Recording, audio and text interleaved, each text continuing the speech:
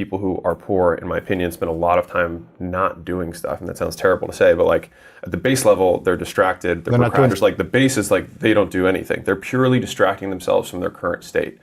Now, the level above that is you've got people who are operating, they are working every day, but they're operating in low leverage opportunities. The only way that that happened, and that required no money, is skill, right? And so like that's an example of like it didn't require money to make that money. That's skill that's required to do that. And so first is the time, right? People are not doing stuff with the time that they have, or they're doing low leverage activities with the time they have. And then they're not trying to increase their output per unit time, which means investing in their skill set. So like skills give you leverage on your time. So you get more out of each unit of time. I was so opportunistic, and it's very classic new entrepreneur to just say yes to everything. And Warren Buffett said that the difference between really successful people and the most successful people is that the most successful people say no to almost everything.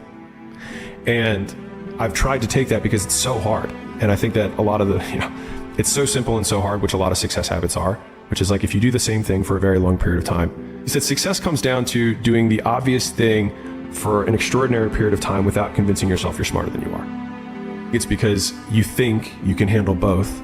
And so you're like, oh, I got this. Oh, okay. Because if you did think that you were smarter than you are, you would then start to take on more stuff. So a quote from John Maxwell, which I absolutely adore, that says, you cannot overestimate the unimportance of practically everything, right? I can do it all. I will do it all. Watch me suffer and bear this burden. And you go like, look, you can do the hard work thing, right? You can do that.